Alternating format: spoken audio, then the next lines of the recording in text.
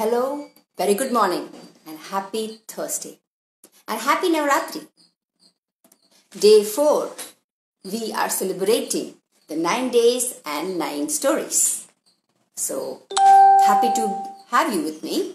And I really thank all those who have showered the love that you have shown for the last 3 days and have given me the genuine feedbacks and comments and likes and oh my God. And thank you for joining me and watching me, and please encourage your friends and relatives also to join in and at least see the recorded version of it. Because every day I am sharing something new and something more informative and something that is from the roots of India and from our culture. Thank you, and we go straight into today's story. The love of Sati and Shiva.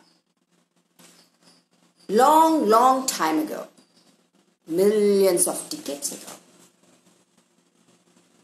there was the son of Brahma, Dakshin, who was also known as the king of all, the god of all kings. He was the god of all kings. He had 24 daughters.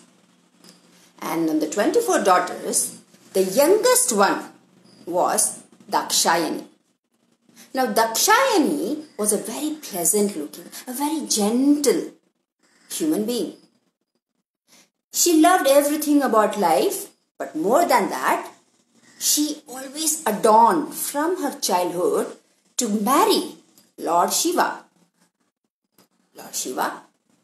Yes, the yogis of yogis, Lord Shiva, Mahadeva, who on the top of Kailasha, sitting and meditating for years and decades and eras.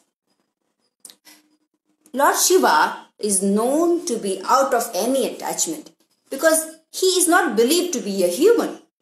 He is not believed to have a start or a end or anything. There is no mention about the birth of Shiva or the death of Shiva. There is no temple where you find the deity of Shiva's deity. It's all everything shown as linga. So powerful was Shiva that it was unimaginable for anybody to think him as a family man. But our Dakshayani, I wouldn't say innocent, but very well aware from inside that she knew that she is part of Shiva. She had to get back to Shiva. She had to get connected to Shiva. That she kept praying to get married to Lord Shiva. Now, Lord Shiva is also known as Bholenath. Bhole meaning innocent. Though his body covered with ash, though he had the only cloth of the tiger skin, though he had no home, no shelter, but whenever his bhaktas used to call him, truly, he would go. He would grant them. Well, there was no distinction whether it is a demon or as a good deva. A true calling, what it all takes for this Bholenath. Hence, our Dakshayani was so sincere in her prayers, so sincere that one fine day, yes, Lord Shiva appeared in front of her. And Dakshayani immediately bowed to him and sought to marry him. Lord Shiva looked at her. With a calm composure, he said, "Okay." Was wondering, Lord Shiva marrying Dakshayani without any fuss? But must tell you, this is a story of eternal love. It is not a story about the body love, but the eternal love which has been prevalent for every Janma. Lord Shiva, the Lord who knows all about the cosmos, he knows what's happening, he knows what's going to happen in future. That kind of insight. Will he not know why he said yes to Sati, to Dakshayani? Did I mention Sati? Yes. Dakshayani was also known as Sati. So they got married. Now in those days, marriage did happen, but after marriage, when Sati got to introduce Lord Shiva to her parents, Dakshin was shocked. He was kind of shattered. He looked at Sati and said, Dakshayani, I have raised you in the best of comforts, and you have decided to marry a yogi? A yogi who doesn't even have a home to give you shelter? Cannot even provide you safety. He cannot provide you food. Nothing. He will be busy. He will be into his own meditation, his own yogic karma. And what are you going to do, my dear? I don't think you can even adapt yourself. Think it over. Don't get married to a wrong man. As a typical father, the concern was understandable. But Sati, Dakshayani, was clear. She went ahead against her parents' will. She went ahead with Lord Shiva. Mahadeva, who, in spite of being a bridegroom, he did come. The normal ash body and the tiger skin cloth. Daksha couldn't accept it. He didn't want to make him even enter the house because he was not the typical bridegroom that he was looking for. Anyway, our Sati goes along with Lord Shiva to his abode, Kailasha. Going back, Lord Shiva gets back to his meditation. And Sati understands the state. Very calm, very silent, but very blissful. She had always had a smile on her face and a great simplicity, a sense of purity that she carried. Though she was in the human body, that was her state of divinity. Days passed. Sati continued to serve Lord Shiva, and they continued to live the life of the divinity. One day, she heard that her father, Dakshan, was doing a big yagna. A yagna which is performed for the worldly well-being. And on the yagna, which is so important, Agni is provoked. Agni Devata is called and provoked. And all the devas and devis are called in through the puja. And during the puja, there is one thing usually in Hinduism they do is offering the rice flakes, which connects on to invoking Lord Shiva. Because for the whole cosmos, Shiva is a Lord. But for Dakshan alone, he had the ego. He didn't want to accept Shiva in any form. He never thought Shiva was so supreme to be called for the yagna, and then he avoided it. But on the other side, our Sati, our Dakshayani, a daughter, right? She still had that connection, that affection back to her family. When she heard that her father was doing the yagna and he had seemed to forget calling her husband Shiva, she wanted to go. And because she felt the right to go back to her home and, remind her father that, Father, you have forgotten my husband. Innocent was she. But Lord Shiva, as a husband, called her and said, No, Devi, I think you should not go. It's not good for anyone. But Devi did not understand that side. She said, No, I have to go and remind my father. I'm sure he had forgotten. And she goes to the yagna. By the time she reaches there, the yagna is almost started. And as she goes in, she realizes that her father had done it wantonly. He had done it to definitely insult Lord Shiva. He did not want to call her husband. That was the time Sati, the Dakshayani, felt, oh, what kind of father that you are insulting Lord Shiva. You're insulting my husband. By what face that I'm going to go back to him and tell this? He was right. He kept telling me not to go. But here I come out of my love for you and for my family. But realize that is not worth it. I don't want to be in the body anymore. I belong to Lord Shiva. I will go back to him, but not in this body. I cannot go as your daughter. And hence, in those days, even the human form were very, very, very powerful. And especially the feminine form were very, very powerful. Everybody had the Shakti in them that in the thought of Atma Yagna, she could burn her soul. All the chakras inside of body that we have, she could burn it. And hence, she wished Lord Agni to burn her soul. Not the body, but the soul. Take it away. And as she wished, as she prayed, suddenly her body started to get fire, started to burn. In all the stories, it's mentioned that she falls into the fire of Yagna. But no, how can a woman fall into the Yagna when something is getting performed? No, she was not that disrespectful. She burned herself with the Atma Yagni. Thus, she started to burn. And there on the board, Kailasha, Shivan, who was in closed eyes form, could realize from his forehead, could sense it, and he opened his eyes. He sensed the bad thing which was happening to his wife, and he immediately rushed to the spot, to the venue. And by the time he reached, within the fractions of seconds, she was almost burned. She was dead. Lord Shiva looked at her.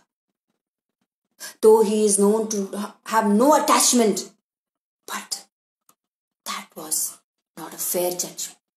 That was not fair. He looked at Daksha. He looked at everybody who were there. And his eyes, not the mouth, but the eyes were speaking. He looked in the anguish, the anger, the injustice that had happened to Dakshayani, to the Sati. And he looked at Dakshina and he took lock of his hair. And from the lock of the hair came Rudra Devi and Veerabhadra. Rudra Devi and Veerabhadra in the anger form, they went straight and they started to fight with Dakshin. They started to fight with the army of Dakshin, and finally Veerabhadra beheaded Dakshin's head. In the yagna, where the puja was on, this kind of incident was not auspicious. This kind of incident was a big shock to even those devas and devis who were present. Lord Shiva couldn't handle it. He immediately took Sati on his hands. Sati in as a dead body, as a corpse. He just took her on his shoulder and in anger, and such an anger that he started to dance. He started to just dance so horrifically. His anger was not getting calm. He started to walk across the world and he started to dance with Devi on his shoulders. Every step that he took shaped the whole cosmos. Every distance that he covered toppled down the whole world. There was pralayam. There was destruction everywhere. It was the end of Sati and it was the end of the world. That was the scene. As he was going on and on and on with the anger, he was kept on dancing with Devi on his shoulders. Lord Vishnu, Mahavishnu, understood. Shiva is not known to have any attachment, but there is some reason that he is just holding on to Sati's body. And that is not good for the cosmos. He has to be understood. Somebody has to console him, but nobody could console him. Nobody. Lord Shiva couldn't get any sense of anything what was happening. He was in the anguish of what had happened to Sati. The eternal love had got in the form of this emotion. Lord Vishnu had to do something immediately. He came, he followed Shivan, he called out, but there no, nothing could be done, that he took his discus. He had the chakra. He took the chakra and onto Sati's body and cut the Sati body into kind of 18 pieces. As the body got shattered and fell into various parts of this land, and soon when the Sati's body was out of Shiva's form, he opened his eyes and he looked. And then he regained his form. He regained his composure. He looked up to the cosmos and he understood what had happened. He immediately went back to Daksha's venue, where Daksha was cut. The head was cut, the body was apart. The Dakshan's wife cried to him, Lord Shiva, we have been praying for you. You have taken the life of my husband. He was ignorant. I have done that to him. Lord Shiva, the Bholenath, immediately joined a goat's head to Dakshan, giving him a life back to continue the yagna. And thus the yagna did continue. But Sati's body was shattered, was into various parts of this world, of this land. But did you know that she is also immortal? She is part of Shiva. She is the feminine form of Shiva. So Shiva has half the masculine and the half as feminine. The feminine is Shakti. Shakti may be in various forms, various names, various janmas, but she is part of Shiva. Of course, she was born as Lord Parvati in the later stages, but the parts of the body which fell across the land, you must ask me, what happened to those? Why? I must tell you, the very places where the body part fell became even more powerful. Those places have been called as Shakti Pitas. Shakti Pitas. Shakti Pitas. Yes. It's believed in Hinduism that if you visit all these Shakti Pitas, you gain the kind of Shakti that you have within you. You don't have to get it from this. Every human being is having a Shakti inside them, which is invoked when you go to these kind of places. Maybe that was the reason of this cosmos to create that Shaktis. Maybe they thought human beings, when they forget about all the Shakti and that they have within them, they have to seek a temple and a place of worship. At least there they can evoke that. And thus the 18 Pitas come to form. And I must tell you that 18 names, it's across the world. Trikomalai in Sri Lanka, the Kanchi in Tamil Nadu, Pradhayam in West Bengal, in Mysore, Karnataka, Alampur in Andhra Pradesh, 6th one is in Sri Sailam in Andhra Pradesh, 7th one is Kolhapur in Maharashtra, and 8th one is Nanad in Maharashtra again, and 9th one is in Ujjain in Madhya Pradesh, 10th one is Pitampuram in Andhra Pradesh, and the 11th one is Jajpur in Odisha, 12th one is in Andhra Pradesh, a place called Draksharamam, and in Guwahati also there is a Shakti Peedam, and in Himachal that's called Prayagya, and in Bihar the place is in Gaya, and in UP one of the Shakti Pitas in Varanasi, and Dantewada in Chhattisgarh, and 18 Pita in Kashmir.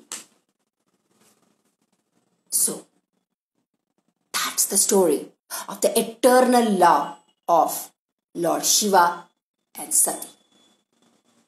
Hope you enjoyed today's story. Please come back tomorrow for yet another story of Goddess Parvati in the name of Kamakshi from Tamil Nadu. Thank you for your time. Happy Navarathri.